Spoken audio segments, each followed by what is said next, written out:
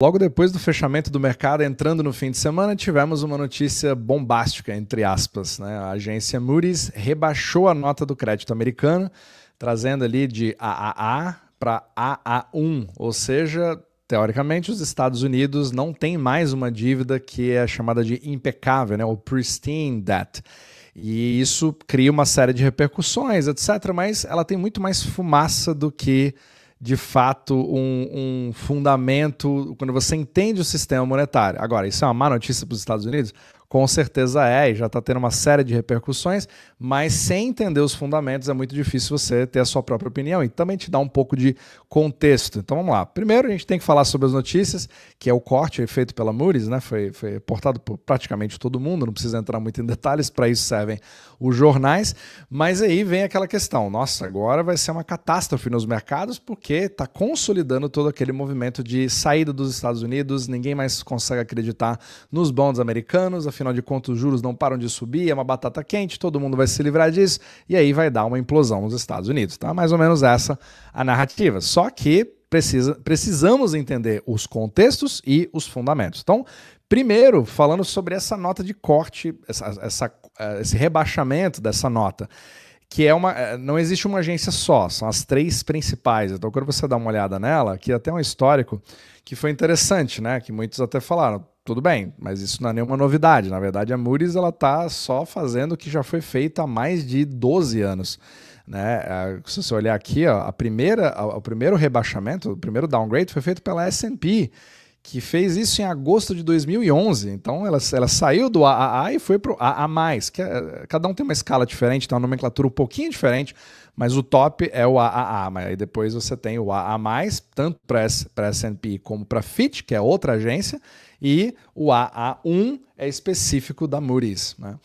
E aqui você vê, muito engraçado, a Fitch fez a mesma coisa em 2023. Aí você teve mais uma enxurrada de notícias em cima. E agora a Moody's está meio que, para não ficar sozinha, né, nessa questão, vamos fazer agora também o downgrade. Então não é uma novidade que a maioria das agências já havia classificado mais ou menos dessa forma. Então assim, às vezes dá a impressão, para quem não conhece muito, de que isso é uma coisa que aconteceu de uma hora para outra, e principalmente com essa transição que nós temos agora e tal.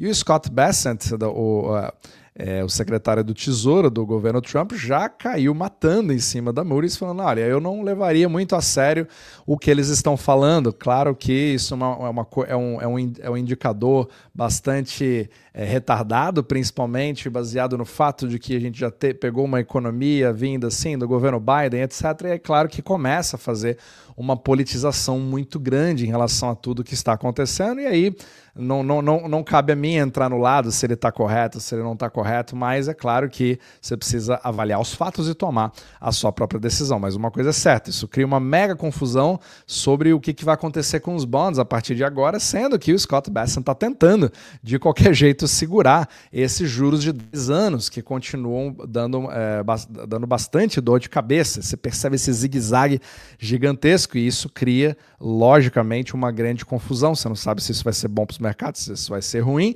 E aproveitando, né, se às vezes você está com uma certa dúvida sobre o que fazer diante de um cenário tão confuso, vou investir em bonds, saio dos bonds, vou para ações, saio dos Estados Unidos, vou para outro mercado, a gente pode ajudar você, a gente tem uma equipe onde você pode fazer uma revisão gratuita dos seus investimentos escaneando esse QR Code acima e também no link da descrição abaixo.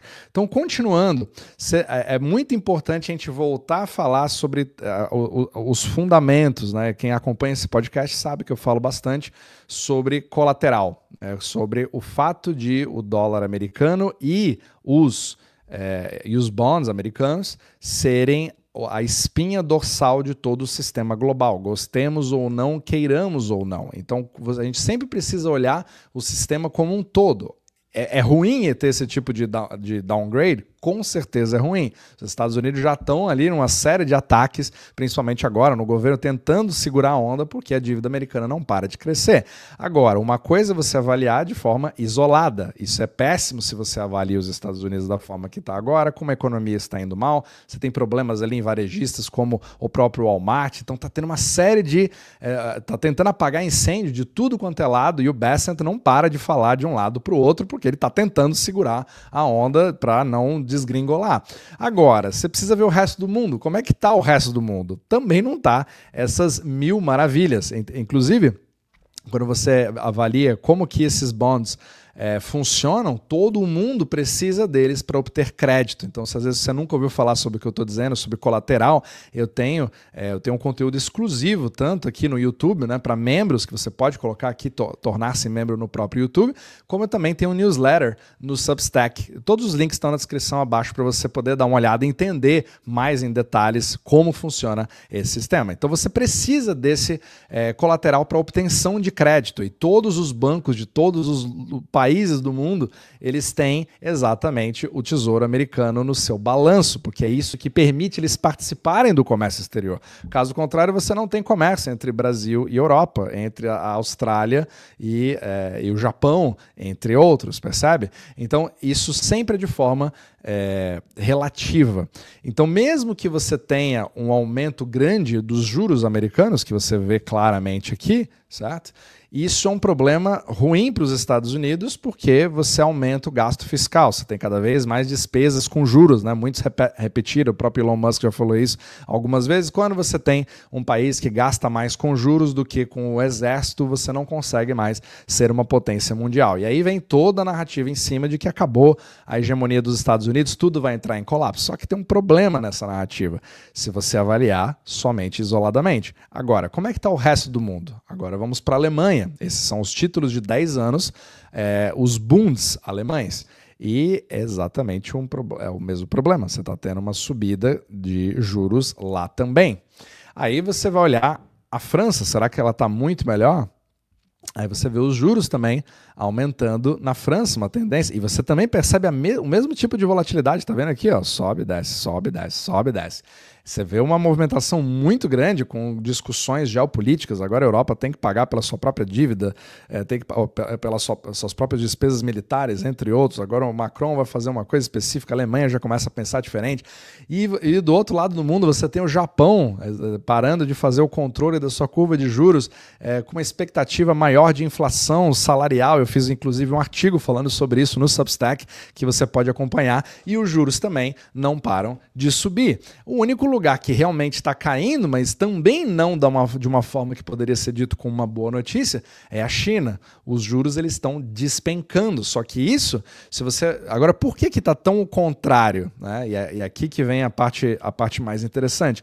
Todos esses países que eu mostrei antes, você tem a curva de juros de um país, apesar de ela pertencer ao mundo inteiro, no caso dos Estados Unidos, dá um certo indicativo da expectativa de inflação para o resto ao longo do tempo, principalmente nos de longo prazo. Então, quando você sobe, significa que o mercado já está começando a precificar que ele precisa de um juro maior para poder compensar a inflação que ele espera que aconteça cada vez mais no futuro. E isso acontece também nos outros países. E aí você tem essa subida. Agora, na China é o contrário. Você está tendo, de fato, um processo deflacionário, principalmente ali nos ativos, etc., sem falar da questão do represamento do capital na China. Então existe um mundo fora da China e existe um mundo dentro da China. Então você não consegue simplesmente comprar bonds de forma direta, né, os bancos chineses. Eu já expliquei inclusive em um artigo como que isso se faz via Hong Kong, etc. É meio que uma panela de pressão. Então não sobra outra coisa para você comprar, para você tentar se defender,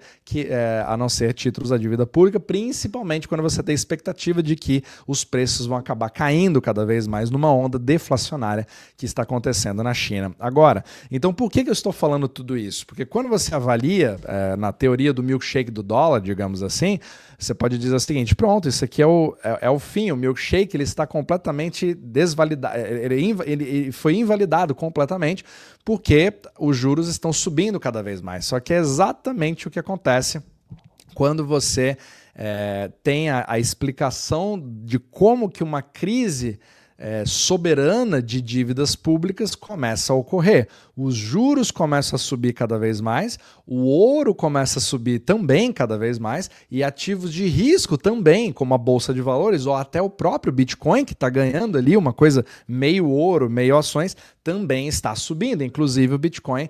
Não estou com o gráfico aqui, acabei esquecendo de pegar, mas ele já está de novo ali, olhando aqui, já passou dos 105 mil dólares, está explodindo nesse exato momento. Uau, 105.500, subiu mais de 2,2% nesse exato momento. Então tudo isso acaba ocorrendo ao mesmo tempo. Agora, significa que invalidou? Não. Significa que, na verdade, é explicado pela própria teoria do milkshake do dólar do Brent Johnson. Agora, significa que é o fim, é o caos completo e vai acabar com a dívida americana, ela não vai mais poder ser confiada a partir de agora? Aí resta saber, existe essa possibilidade? Com certeza, só que a dinâmica das outras dívidas públicas dos outros lugares acaba acontecendo primeiro. Então você cria um juro cada vez maior fora dos Estados Unidos primeiro, porque o colateral maior de todo o sistema continua sendo o do dólar. Então, o último a poder criar algum tipo de problema mais sério seria os Estados Unidos. O sistema ele implode de fora para dentro. Então, não significa que isso vai durar para sempre ou que o dólar é a melhor coisa do mundo. Inclusive, ele nem está tão forte assim. O DXY ainda está ali na casa dos 100, 101. Então, tudo isso é só para tirar um pouco da fumaça para você ver que nem tudo que você acha que é uma coisa que vai ser iminente só porque você está vendo acontecer. Você precisa voltar para os fundamentos e, por enquanto, as coisas estão andando de lado, apesar de ser bem problemático para os Estados Unidos, é muito mais ótica do que realmente um problema estrutural iminente.